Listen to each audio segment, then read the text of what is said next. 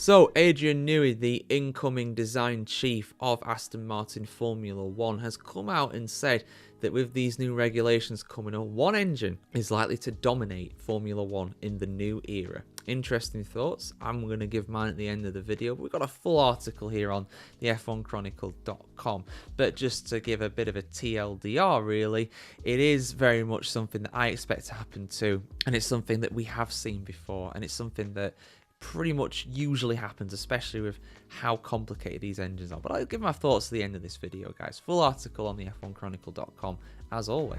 A single engine manufacturer is likely to dominate Formula 1 when the all-new and sweeping 2026 regulations come into force. That's the view of Adrian Newey, who amid Red Bull's internal turmoil last year, elected to leave the team and join ambitious Mercedes-powered Aston Martin's Project 2. If you had told me 12 months ago that I would leave Red Bull and start everything completely from scratch, I would have said, no, that can't happen. You're crazy.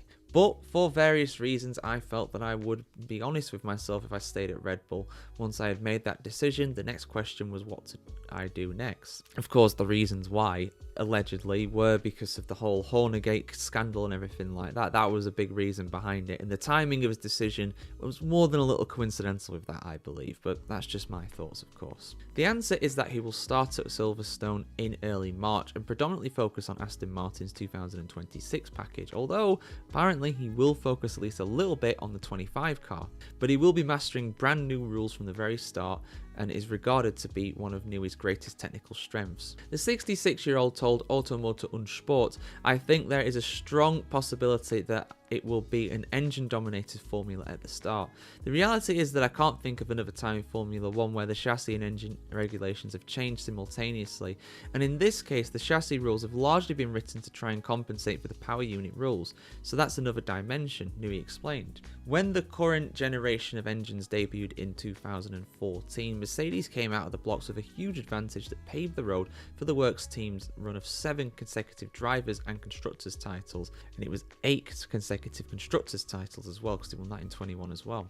I think the engine manufacturers will have learned something from the lack of preparation that Mercedes' rivals had before the change, Newey said, but there is the potential for one manufacturer to stand out far above the rest and for the regulations to be dominated by power units, at least initially, he added.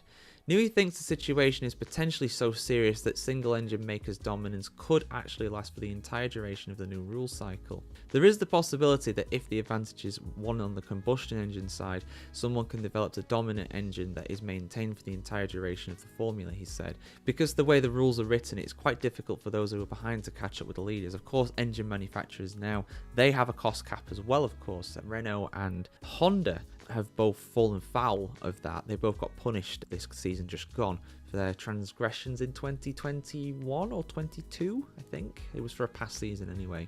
And it was just a relatively small one anyway. It was a fine, I believe, for some sort of paperwork issue, if I remember correctly. Did cover at the time though, so check that video out. If the past George will remember for sure. The current George is not quite sure what it was, but they definitely got punished for it. If the advantage is on the electric side, there is much more scope to make up ground if you're behind. However, the British designer also admitted that he is yet to get his head fully around the new regulations and their likely impact. The power unit rules have been published for a while, said Newey, but on the chassis side, aerodynamics and vehicle dynamics, I don't have much knowledge on that. I've been out of Formula 1 since April 2024, so the truth is I don't know everything there is about the rules at the moment, so that will be a quick learning curve when I start. So yeah, I mean, if you take what he says there as literal, which, you know, you should do. It's Adrian Newey at the end of the day. Of course, yeah, he's not actually... And what he means by that, you know, he's been a Red Bull employee. I think he still is a Red Bull employee. Technically, he doesn't start at Aston Martin until March time, like the article says. But he's not actually worked on the Red Bull car since April 2024, of course. That's been Pierre Vaca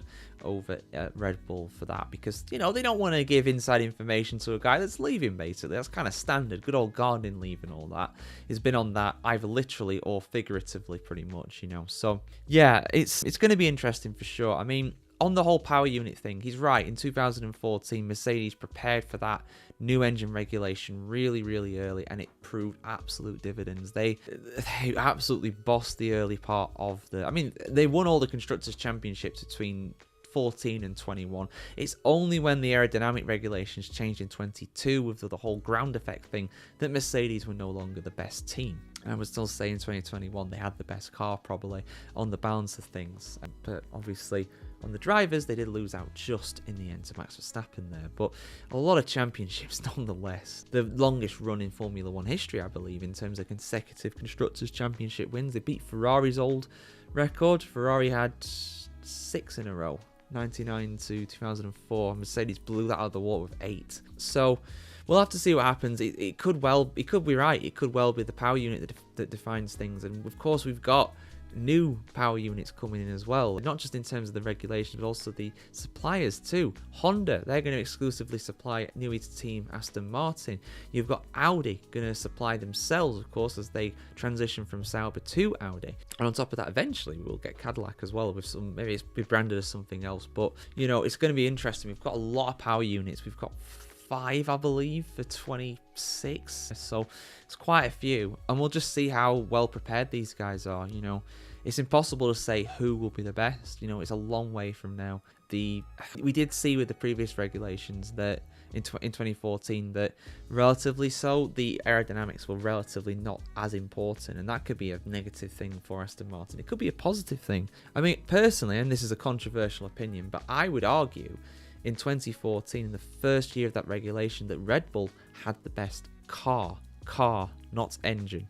Take the engine out, you know, of the Mercedes and the Red Bull. I believe the Red Bull was actually the fastest, personally. I mean, it was definitely the second fastest for sure. And it was just the advantage of that Mercedes power unit that was so great compared to the Renault. The Renault was absolutely terrible. I know, who would have guessed a Renault engine in Formula 1 being crap? No, we're never going to see that again, are we? Well, we won't do very soon. This is the last season for now anyway. So yeah, they'll be thing of the past eventually. But yeah, we'll see what happens, guys. It could well be that one team dominates, and it's a pretty pessimistic view of things. But that's usually how it goes with these regulation changes. You can kiss goodbye to 4 teams being in contention for the World Championship in 26. Realistically, that is not going to happen. It's very rare that happens in the history of Formula 1. It might not even happen this year. We haven't started yet. I hope it does. I think it will. But we don't know. Yeah, guys, what do you think? Do you think Newey's right? Do you think a certain engine will dominate the formula in 2026 onwards? Because that regulation set, I think, is going to stay in place until 2029. I think in 2030 we'll have another big change, but I don't think they've fully confirmed that. But they're going for net zero in 2030, so they realistically have to. It'd be impossible not to, surely. Your thoughts in the comments below, guys, of course, and we'll see you very soon for some more content here on the F1Chronicle.com. More news pieces, more opinion pieces. See you soon, guys. Have a good one.